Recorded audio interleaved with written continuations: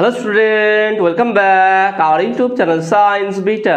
তো প্রিয় ছাত্রছাত্রীরা, আজকে আমি তোমাদের সঙ্গে কারেন্ট ইলেকট্রিসিটি এই চ্যাপ্টারের দ্বিতীয় নম্বর পার্টেতে খুবই গুরুত্বপূর্ণ দুটো টপিক আলোচনা করব। সেটা হচ্ছে কি ওহমের সূত্রের ভেক্টর রূপ, আর হচ্ছে ড্রিফট ভেলোসিটি মোবিলিটির কনসেপ্টটা কি এবং এর রাশিমালাটা কি সেই সম্পর্কে আলোচনা করব। বিশেষ করে ড্রিফট ভেলোসিটি আর মোবিলিটির ব্যাপারে তোমাদের এনসিইআরটি বই যেটা দেওয়া আছে দেখবেন সেটা একটু টাফ মতো দেওয়া আছে, তো সেখান থেকে পড়ে বোঝাটা খুব কঠিন হয়ে যাবে তোমাদের জন্য। আমি সেই জন্য এটা সবথেকে সহজ করে দেবো, একদম ক্লাস 12 যেভাবে বুঝেছিলে সেইভাবে তার থেকেও সহজ করে তোমাদের বুঝিয়ে দেওয়ার চেষ্টা করব।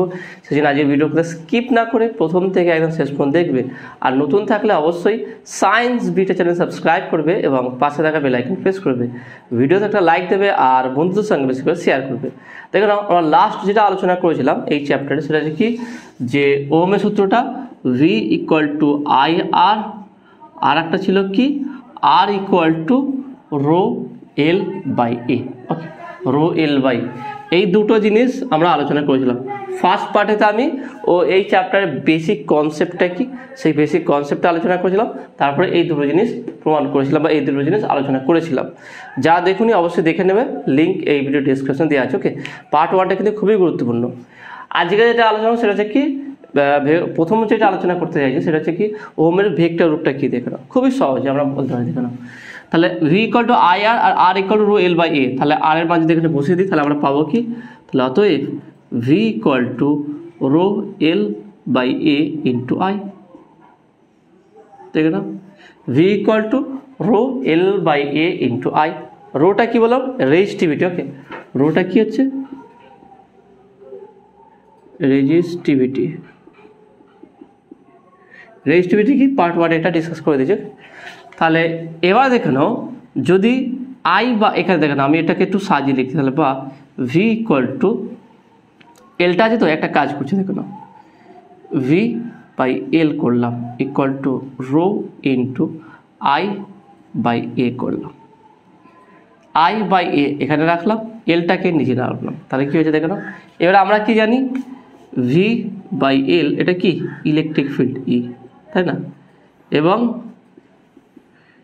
আই বাই এ হচ্ছে জে। জে হচ্ছে কি কারেন্ট ডেন্সিটি।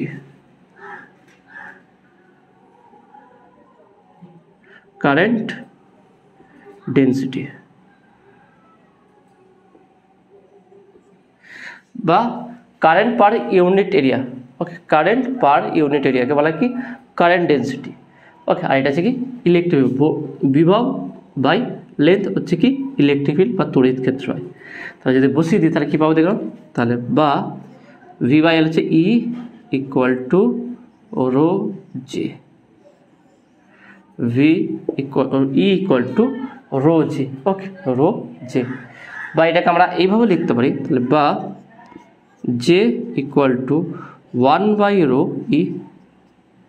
দেখে না, J equal to 1 by rho E বা জে ইকুয়াল টু সিগমা ই।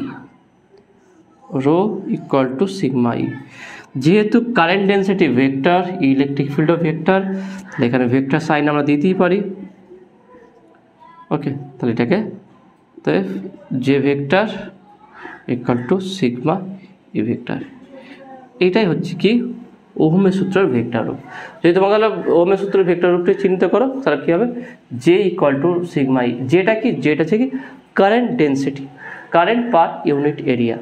সিগমাটা কি, সিগমা ইকুয়ালটা কী পেলাম দেখে নাও, সিগমা ইকুয়ালটা আমরা পেলাম sigma equal to 1 by rho. Sigma equal to 1 by rho.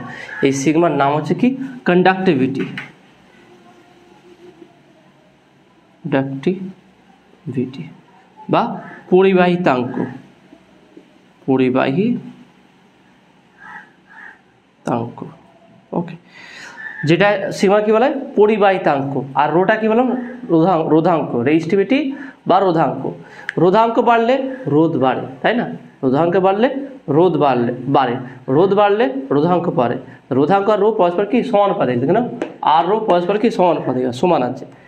তাহলে রোধাঙ্ক যদি বাড়ে, রোধাঙ্ক যদি বৃদ্ধি পায়, পরিবাহী রোধ বাড়ে, রোধ বাড়লে কি প্রবাহটা কি হয়, পরিবাহিতা কমে যাবে। ভালো করে কনসেপ্টটা বোঝার চেষ্টা, এটা খুবই গুরুত্বপূর্ণ কনসেপ্ট। একটা পরিবাহী যদি আমি ড্র করে দিলাম, পরিবাহী আছে, এটা পরিবাহী। তাহলে কোনো পরিবাহীর যদি রোধাঙ্ক বৃদ্ধি পায় তাহলে কি পাবে, রোধও কী হবে, বৃদ্ধি পাবে, রোধটাও বৃদ্ধি পাবে। তার রোধ যদি বৃদ্ধি পায় ইলেকট্রন প্রবাহ কি বেশি বাধা অনুভব করবে না কম বাধা অনুভব করবে? ভালো করে বুঝে নাও। একটা নর্মাল পরিবাহী যার রোধাঙ্ক আর বা রোধ একটা ফিক্সড আছে, তাহলে সেখানে ইলেকট্রন যেই বেগে যাবে, যদি রোধাঙ্ক বা রোধ বৃদ্ধি করা হয় তাহলে ইলেকট্রনের বেগটা কি কমবে না বাড়বে? কী হয়ে যাবে, এটা কমে যাবে, তাই না? ইলেকট্রন বেগ কমে যাবে, তার মানে ইলেকট্রন প্রবাহ কী হবে, বাধা পাবে। বেশি সংখ্যক ইলেকট্রন প্রবাহ হতে পারবে না, ইলেকট্রনের প্রবাহটা কী হবে, বাধাপ্রাপ্ত হবে। বাধাপ্রাপ্ত হওয়া মানে কি, কারেন্ট ফ্লোটা ভালো হবে না। এবার দেখে নাও তার অপোজিট, যদি রোধাঙ্ক কমে যায়, রোধাঙ্ক যদি কমে যায়, এবার বুঝে নাও, রোধাঙ্ক যদি কমে যায় অর্থাৎ রো লেস দ্যান, ওকে মাছ, তাহলে রোধাঙ্ক কমে গেলে পরিবাহীর রোধও কী হবে, কমে যাবে। পরিবাহীর রোধও কী আছে, কমে যাবে। পরিবাহীর রোধ যদি কমে যায় তাহলে পরিবাহীর মধ্যে ইলেকট্রন প্রবাহটা কি বাড়বে না কমবে? ইলেকট্রন প্রবাহ বেড়ে যাবে, তারপর পরিবাহিতা বাড়বে। তাহলে কোনো পরিবাহীর রোধাঙ্ক বাড়লে পরিবাহিতা কমে যায়, কোনো পরিবাহীর রোধাঙ্ক কমে গেলে পরিবাহিতা বেড়ে যায়। তাহলে যেই পরিবাহিতা ভালো বা পরিবাহিতা বেশি তাকে তার কন্ডাক্টরের বা পরিবাহিতাঙ্ক বলে, তাকে তার পরিবাহিতাঙ্ক বলে। অর্থাৎ কোনো পরিবাহীর যদি পরিবাহিতা বেশি হয় তার পরিবাহিতাঙ্ক বেশি হবে, আর রোধাঙ্ক মানে যদি প্রবাহটা কমে যায় বা পরিবাহিতা কমে গেলে পরিবাহিতাঙ্ক কমে যায়। তার মানে রোধাঙ্কের অপোজিট হচ্ছে পরিবাহিতাঙ্ক। ওকে, মানে রোধাঙ্ককে আমরা যে বাধা হিসেবে চিনি, আর পরিবাহিতাঙ্ক হচ্ছে কি স্মুথনেস, অর্থাৎ খুব ভালোভাবে যখন বাধা কম অনুভব করবে। তার সংজ্ঞা যদি আমরা বলতে যাই তাহলে একক ক্ষেত্রফল, একক দৈর্ঘ্য এবং একক ক্ষেত্রফল বিশিষ্ট কোনো ইউনিট কি বা কোনো ঘনকের দুই বিপরীত পৃষ্ঠের বা ওই একক ঘনকের যে রোধাঙ্ক হয় তার অনন্যকে বলা হয় কি পরিবাহিতাঙ্ক। তাহলে রোধাঙ্ক হচ্ছে কি বাধা সৃষ্টি করে, পরিবাহিতাঙ্ক হলে কি বাধা সরিয়ে দেয়। তারপর যেই পরিবাহীর রোধাঙ্ক বেশি সেই পরিবাহীতে ইলেকট্রন ফ্লোটা কম হয়, আর যেই পরিবাহীতে পরিবাহিতাঙ্ক বেশি বা পরিবাহিতাঙ্কের মান বেশি সেই পরিবাহী ইলেকট্রন প্রবাহিত বেশি সংখ্যক ইলেকট্রন কি প্রবাহিত হয়। ওকে, এইটা যে ভালো করে বুঝবে, যার পরিবাহিতাঙ্ক বেশি সেটা ভালো কন্ডাক্টর, গুড কন্ডাক্টর, বা সেখানের মধ্যে কি ইলেকট্রন প্রভাব বেশি হবে। আর যার রোধাঙ্ক বেশি তার সেখানে ইলেকট্রন প্রভাব কম হবে, সেখানে কম পরিমাণ কারেন্ট পাবে। ওকে, তো আশা করি তুমি এটা বুঝতে পেরেছো। নেক্সট এবার যেটা আলোচনা করবো সেটা যে কি ড্রিফট ভেলোসিটি আর হচ্ছে মোবিলিটি, দুটোই খুব গুরুত্বপূর্ণ বিষয়। দেখে নাও,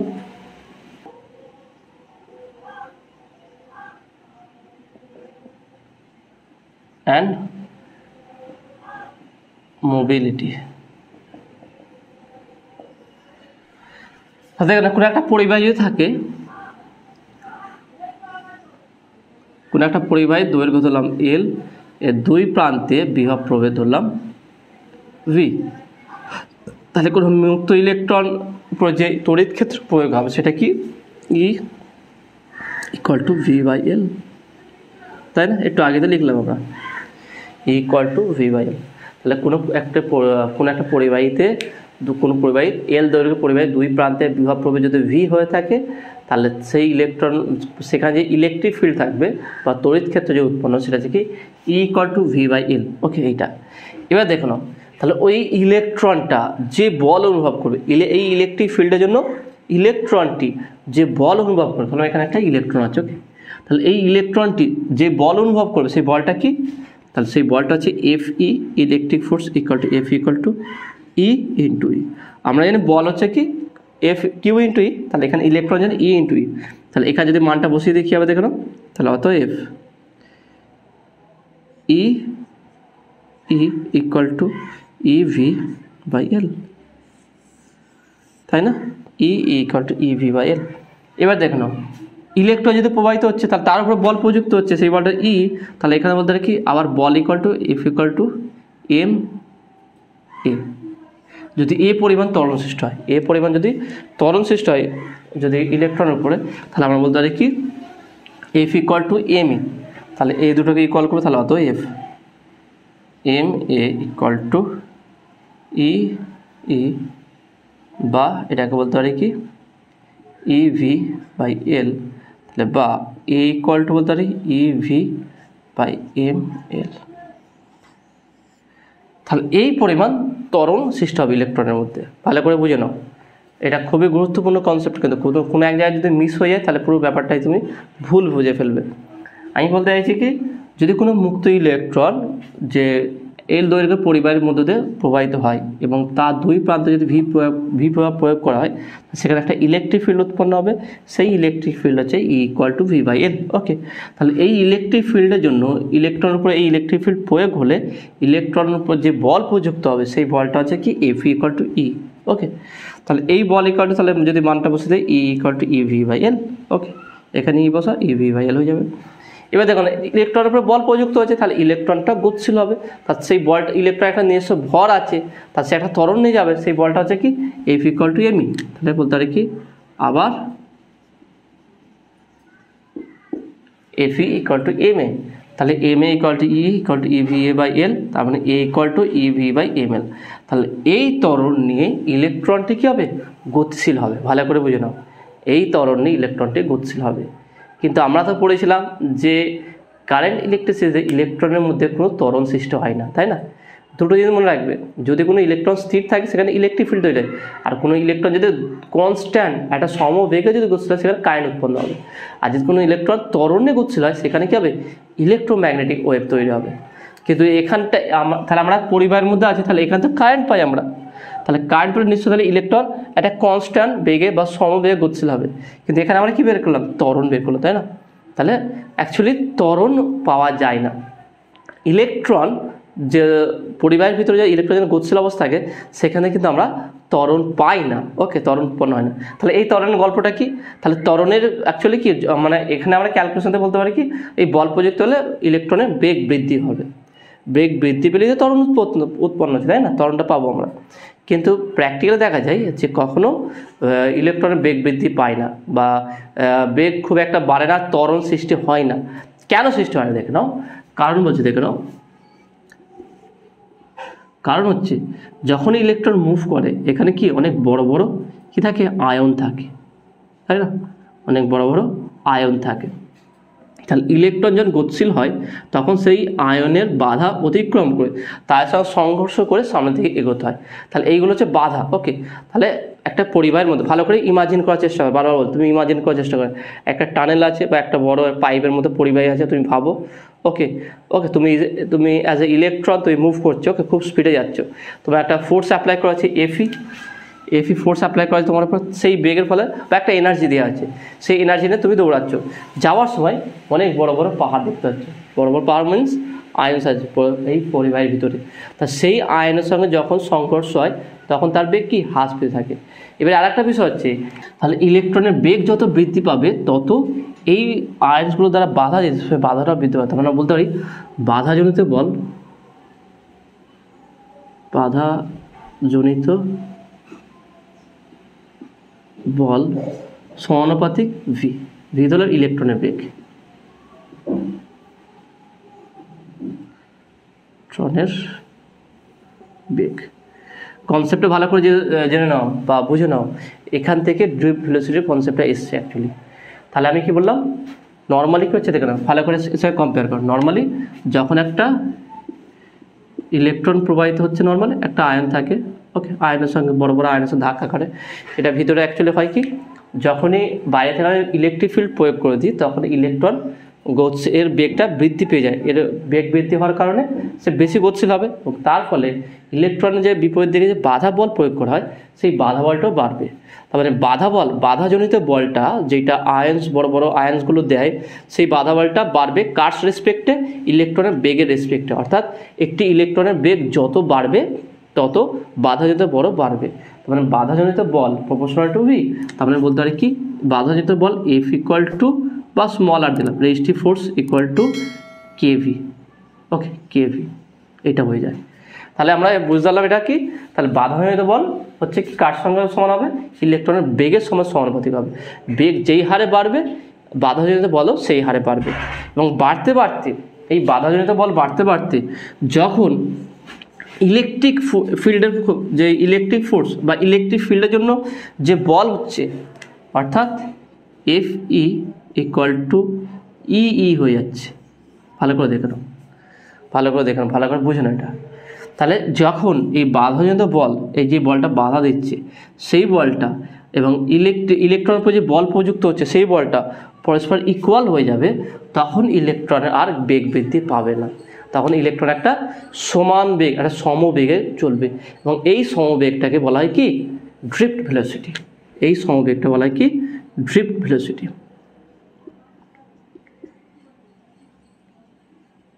একে ভিডি দ্বারা রিপ্রেজেন্ট করা হয়। কি বললাম, যখন এই বাধাজনিত বলটা, এই রেজিস্টিভ ফোর্সটা যখন যে ইলেকট্রিক ফিল্ডের জন্য যে ফোর্স হচ্ছে সেই ফোর্সের সঙ্গে সমান হয়ে যাবে, অর্থাৎ ইলেকট্রিক ফোর্স অ্যাপ্লাই হওয়া, ভালো করে দেবেন, ইলেকট্রিক ফিল্ড অ্যাপ্লাই হওয়ার জন্য যে ফোর্স অ্যাপ্লাই হয় এটা, আর বাধাজনিত বল এই দিয়ে কাজ করছে এফ আর। তাহলে এই দুটো বল যখন ইকুয়াল হয়ে যাবে তখন ইলেকট্রনের বেগ আর বৃদ্ধি হবে না, ইলেকট্রনের বেগ একটা কনস্ট্যান্ট বেগে থাকবে, একটা ধ্রুবক বেগে চলবে। তাহলে এরপরে ইলেকট্রন যেই ধ্রুবক বেগে যাচ্ছি সেই বেগটাকে বলা হয় কি ড্রিফট ভেলোসিটি। আর তোমরা বুঝতেই পারলে তাহলে এখানে বেগ আর বৃদ্ধি হচ্ছে না। তাহলে কেন বেগ, আমরা ক্যালকুলেশন থেকে বুঝতে পারছি যেন ইলেকট্রন ত্বরণ তৈরি হচ্ছে, অ্যাকচুয়ালি ত্বরণ তৈরি হচ্ছে, কিন্তু এই ত্বরণটাকে কীভাবে মিনিমাইজ করা হচ্ছে, কীভাবে প্রশমিত করা হচ্ছে, সেই মেকানিজমটা কিন্তু তোমাকে বুঝতে হবে, ভিতরে যেতে হবে। ওকে, এই ভিতরে গিয়ে সেই বিষয়টা বুঝতে হবে যে অ্যাকচুয়ালি কী ঘটে। অ্যাকচুয়ালি হচ্ছে কি, যখনই ইলেকট্রিক ফিল্ড প্রয়োগ করা হয়, ইলেকট্রন যখনই বেগ বৃদ্ধি হয়ে থাকে তখন বাধাটাও বাড়তে থাকে। বাধা বাড়তে বাড়তে যখন প্রযুক্ত ইলেকট্রিক ফিল্ডের জন্য যে বল হয়, বা যেই বলটা ইলেকট্রনের উপর প্রয়োগ করে ওর বেগটা বৃদ্ধি করানো হচ্ছিল, সেই বাধা বলের সঙ্গে যখন সমান হয়ে যায় তখন ইলেকট্রনের মধ্যে আর ত্বরণ থাকে না, অর্থাৎ ইলেকট্রনের বেগ আর বৃদ্ধি পায় না। তখন হচ্ছে কি ইলেকট্রন একটা কনস্ট্যান্ট বা একটা সমবেগে চলতে থাকে, সেই বেগটাকে বলা হয় ড্রিফট ভেলোসিটি। ওকে, তার মানে এখানে বলতে পারি কি, তাহলে অতএব এফ ই ইকুয়াল টু কে ভিডি। তাহলে বেগটা যখন ভিডি হয়ে, দেখুন আমি এফ আর এর জায়গায় এখানে এফ আর ইকুয়াল টু কি কে ভিডি হতে হবে, তবেই হবে। ওকে, তবে দুটো ইকুয়াল হবে, ইকুয়াল হয়ে গেলেই তাহলে এফ ইকুয়াল টু কে ভিডি। তার মানে বলতে হয় তাহলে বা ই ইকুয়াল টু কে ভিডি। তাহলে বা বলতে পারি কি V D equal to E by K into E. আর এই ই বাই কে একটা আমরা ধরে নিচ্ছি V D equal to mu E.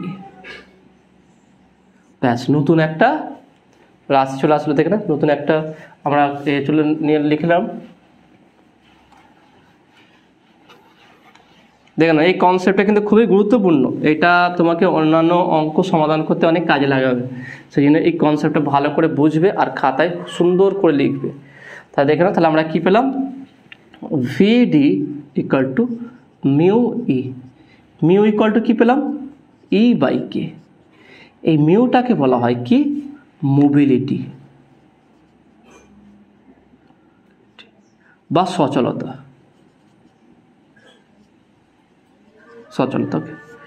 R drift velocity মানে কি বিচলন বেগ। ড্রিফট ভেলোসিটিকে বলা হয় কি বিচলন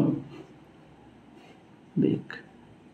তাহলে মিউটাকে বলা হয়, এটাকে মিউ, এটা নতুন একটা রাশি আসলো, সেটাকে আমরা বলছি মোবিলিটি বা সচলতা। অর্থাৎ সচলতাটা জিনিসটা কি, একটা পরিবাহের মধ্যে কিভাবে ইলেকট্রন প্রবাহিত হবে, কত সহজে মুভ করতে পারবে, সেটা হচ্ছে তার মোবিলিটি। তাহলে এর ইউনিটটা কী হবে, এর এককটা দেখে না, মোবিলিটির একক। তাহলে আমরা জানি কি, যদি এসআই নিয়ে নিই, ভিডির একক হচ্ছে কি মিটার পার সেকেন্ড, আর কি ইলেকট্রিক ফিল্ডের একক হচ্ছে কি ভোল্ট পার মিটার। তাহলে যদি এখানে বসে দিই, তাহলে অতএব মিউ, দেখে নাও, mu equal to V D by E. তাহলে এককগুলো বসে দিই, metre per second divide by volt per metre. তার মানে বলতে হয় তাহলে বা mu equal to metre square into volt -1 into second -1, এইটা। তাহলে এইটাই হচ্ছে কি মোবিলিটির একক। তাহলে ব্যাপারটা বুঝে নাও, প্রথমে ড্রিফট ভেলোসিটির কনসেপ্ট, আমরা কীভাবে ড্রিফট ভেলোসিটিটা বের করলাম সেটা আসলে বুঝতে পেরেছো। ওকে, এবং তোমার যে একটা ক্যালকুলেশন যে I equal to N E A V D. এটা কীভাবে প্রমাণ হলো, এটা কিন্তু ক্লাস 12-এ সহজে বোঝানো হয়েছে, তোমরা সেখানে ভিডিওটা একবার দেখে নেবে। সেজন্য আমি রিপিট করে আর ডেরিভেশনটা প্রমাণ করাচ্ছি না, কারণ ডেরিভেশনের প্রমাণটা তোমাদের এরকম আসবেও না নিটের ক্ষেত্রে। তো তোমরা এটা জানো আশা করি, ক্লাস 12-এ এগুলো পড়েছিলাম। তো এখান থেকে আমরা ড্রিপ ভেলোসিটি কনসেপ্ট মানে সেখানে ইউজ করেছিলাম, কনসেপ্টটা সেখানে ডিসকাস করা হয়নি, কিন্তু সেখানে আমরা ইলেকট্রনের বেগটা কি আমরা বিচলন বেগ ধরে নিয়েছিলাম, কিন্তু আজকে বুঝলাম কি বিচলন বেগটা অ্যাকচুয়ালি কেন হয় সেটা বুঝলাম। তাহলে এখানে মোবিলিটি কি, মোবিলিটি ধারণাটা পেলাম। মোবিলিটি হচ্ছে কি, তাহলে মোবিলিটি হচ্ছে কোনো একটা পরিবারের মধ্যে দিয়ে কত ভালোভাবে সচলতা বা সচলভাবে যেতে পারে সেটা তার মোবিলিটি। তার একক হচ্ছে কি মিটার স্কোয়ার ভোল্ট -1 সেকেন্ড -1। ওকে, এবার আমরা একটা সঙ্গে আরেকটা কম্পারিজন করে জিনিস বের করে দেখে নাও। সেটা কি দেখেন, প্রথমটা দেখে নাও। তাহলে আশা করি তোমরা এতটুকু বুঝতে পারলে। যদি এতটুকু বুঝতে পারলে, এইটাই ছিল মেন কনসেপ্ট। এরপরে আমরা বিভিন্ন অ্যাপ্লিকেশন, বিভিন্ন নিউমেরিক্যাল প্রবলেম সলভ করার জন্য বিভিন্ন একটা রূপ লিখব। ওকে, তো এইটা হচ্ছে মেন কনসেপ্ট। তাহলে দেখে নাও আমরা এখানে কি পেলাম, ভিডি ইকুয়াল টু মিউ ই, তাই না, ভিডি ইকুয়াল টু মিউ ই। আর দেখে নাও এই মোবিলিটি বা এই ড্রিপ ভেলোসিটি থেকে আমরা কীভাবে ওহমস লটা আবার প্রমাণ করতে পারি, বা কি ওহমস লয়ের যে রূপ আছে ভি ইকুয়াল টু আই আর, সেটা কীভাবে নিয়ে আসতে পারি দেখে নাও। খুবই সহজে আমরা জানি কি V D equal to I by N E A, তাই না, এইটা। আবার আমরা জানি কি V D equal to E E by K, তাই না, কে ছিল কে। আবার দেখে নাও আমরা লিখেছিলাম এটা আগে কি equal to V by L, তাহলে এখানে বসে দেয়, তাহলে বা V D equal to E V by K L. তাহলে এটাকে যদি 1 নম্বর বলি, এটাকে যদি 2 নম্বর বলি, তাহলে 1 আর 2 কম্পেয়ার করলে আমরা কী পাবো, যে E V by K L equal to I by N E A. Okay, N E A. তাহলে বা বলতে পারি কি V equal to K L, ভালো করে দেখো, K L by N square A into I, এইটা। তাহলে বা এটাকে আমরা এইভাবে লিখতে পারি, দেখো নাও, V equal to K by N square into L by A into I. Okay, দেখে নাও কী পেলাম আমরা, এটাকে 3 নম্বর বলছে। এবার দেখুন এল আর এ যদি ধ্রুবক থাকে, অর্থাৎ পরিবাহীর দৈর্ঘ্য আর ক্ষেত্রফল এই দুটো যদি ধ্রুবক থাকে, তাহলে বলতে কি এল কমা এ ধ্রুবক হলে, দেখুন কে তে ধ্রুবক, এনও ধ্রুবক, ই স্কোয়ারও ধ্রুবক, তাহলে এখানে বলতে পারি কি, তাহলে অতএব ভি প্রপোর্শনাল টু আই, তাই না। ভালো করে দেখেন এল বাই এ যদি ধ্রুবক হয়ে যায়, তাহলে এই পার্টটা তো টোটালটাই ধ্রুবক, এই পার্ট টোটাল ধ্রুবক, তাহলে ভি প্রপোর্শনটা এটা কি হচ্ছে ওহমের সূত্র, ওহমস ল। তাহলে এইটাই ওহমের সূত্র, তাই না। তাহলে আমরা দেখে নাও এই যে ড্রিপ ভেলোসিটি থেকে আমরা কীভাবে ওহমের সূত্রটা আবার দেখালাম। এখান থেকে আর একটা বিষয় আমরা লক্ষ্য করতে পারো, সেটা কি দেখে নাও। আবার আমরা জানি কি ওহমের সূত্রটা কি ছিল, আবার আমরা বলতে পারি কি V equal to rho L by A into I. এটা প্রথমে এটা লিখলাম, তাই না, V equal rho L A by I. তাহলে এটাকে একটা কাজ করছি, 4 নম্বর বলছি। তাহলে 3 নম্বর এবং 4 নম্বরটা তুলনা করো, কী পাচ্ছি দেখে নাও, ভি ভি আছে, আই আই আছে, তাহলে এল বাই এ আছে, এল বাই এ আছে, তাহলে রো ইকুয়াল টু তাহলে কী পেলাম দেখে নাও। তাহলে এখান থেকে আমরা রো ইকুয়াল টু কী পেলাম, তাহলে অতএব রো ইকুয়াল টু পেলাম কে বাই এন স্কোয়ার। তাহলে এটা কি রেজিস্টিভিটি, তাহলে rho equal to K by N square, এবং পরিবাহিতাঙ্ক sigma equal to 1 by rho, তার মানে বা সিগমা ইকুয়াল টু কী পেলাম দেখে নাও, সিগমা ইকুয়াল টু এটা উল্টে হবে N square by K, N square by K. এই মানগুলো কিন্তু আমাকে একটু মনে রাখতে হবে, ওকে মনে রাখতে হবে, এবং কীভাবে আসলো সেইটাও ফলো করতে হবে। তাহলে এটা কেন ওহমের সূত্রটা কী হয় দেখালে, তাহলে এখান থেকে দুটোকে ইকুয়াল করলেই এই ফর্মুলা চলে আসবে। তাহলে এটা ধ্রুবক হলে ভি প্রপোর্শনটা আই হয়ে যাবে।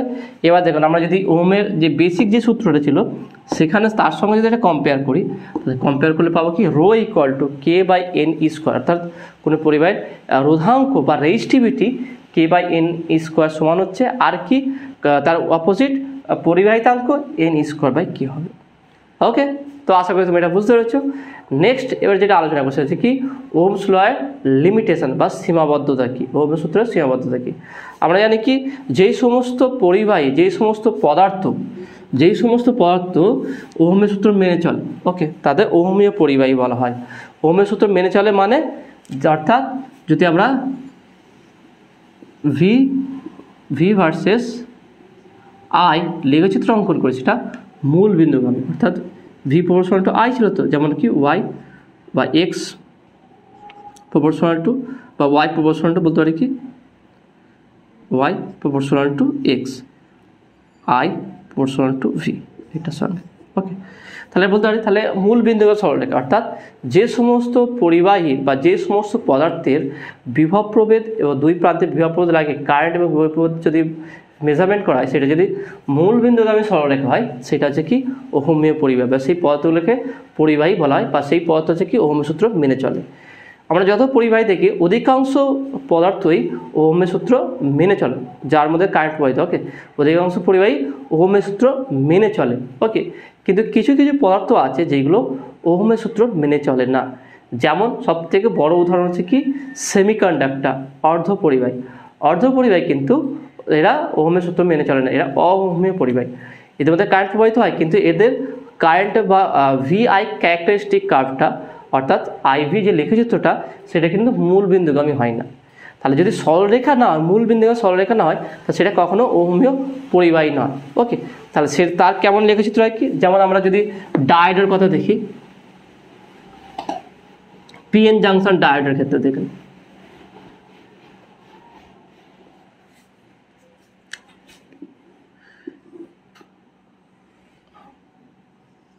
ওকে, এটা হচ্ছে পিএন জাংশন ডায়োডের ক্ষেত্রে লেখচিত্র, এর ক্যারেক্টারিস্টিক কার্ভ। তাহলে দেখা যাচ্ছে এটা কি মূল বিন্দুগামী সরলরেখা, মূল বিন্দুগামী সরলরেখা নয়, তাহলে এটা হচ্ছে অওহমীয় পরিবাহী, এটা ওহমের সূত্র এখানে চলে না। ওকে, মানে বেশিরভাগ ক্ষেত্রে ওহমীয় পরিবাহী ওহমের সূত্র খাটে, কিন্তু এক্ষেত্রে খাটবে না। আর একটা হচ্ছে কি যদি আমরা গ্যালিয়াম আর্সেনাইড নিই, গ্যালিয়াম আর্সেনাইডের ক্ষেত্রেও কিন্তু দেখা যাচ্ছে তার লেখচিত্রটা আবার আলাদা হচ্ছে। দেখবে এরকম টাইপের লেখচিত্র আছে। ওকে, এরকম টাইপের লেখচিত্র আছে, তাহলে এটা হচ্ছে কি গ্যালিয়াম আর্সেনাইড। তার মানে অধিকাংশ পরিবাহী ওহমের সূত্র খাটলে বা অধিকাংশ পরিবাহের ক্ষেত্রে আমরা ওহমের সূত্র প্রয়োগ করতে পারলেও বা ওহম সাকসেস হলেও তবুও এর মধ্যে কিছু লিমিটেশনের কিছু আছে, সেটা হচ্ছে কি সমস্ত পদার্থের ক্ষেত্রে বা সমস্ত পরিবারের ক্ষেত্রে এটা খাটে না বা ওহমের সূত্র প্রয়োগ করা যায় না। কারণ তাদের যদি আমরা বলি যে ওহমের সূত্র খাটার একটা মূল কারণ মানে যদি হয় যে ওহমের সূত্র মেনে চলে, তাহলে অবশ্যই ভিআই ক্যারেক্টারিস্টিক কার্ভটা মূল বিন্দুগামী সরলরেখা হতে হবে। কিন্তু দেখা যাচ্ছে অর্ধপরিবাহের ক্ষেত্রে যেমন PN junction diode, gallium arsenide, এই সমস্ত পদার্থের মধ্যে হচ্ছে কি যেদের লেখচিত্রটা মূল বিন্দুগামী সরলরেখা নয়, তো এরা হচ্ছে কি ওহমীয় পরিবাহী না বা ওহমের সূত্র মেনে চলে না। ওকে, তো আশা করি তুমি এটা বুঝতে পারলে। তাহলে আজকে যে বিষয়গুলো ডিসকাস করলাম কেমন লাগলো, বুঝতে পারলে কিনা সেটা অবশ্যই কমেন্টে জানাবে। নতুন থাকলে অবশ্যই সায়েন্স ভিডিও চ্যানেল সাবস্ক্রাইব করবে এবং পাশে থাকা বেল আইকন প্রেস করবে, ভিডিওতে একটা লাইক দেবে আর বন্ধুদের সঙ্গে শেয়ার করবে। তো দেখাবে নেক্সট ভিডিওয়। Have a nice day.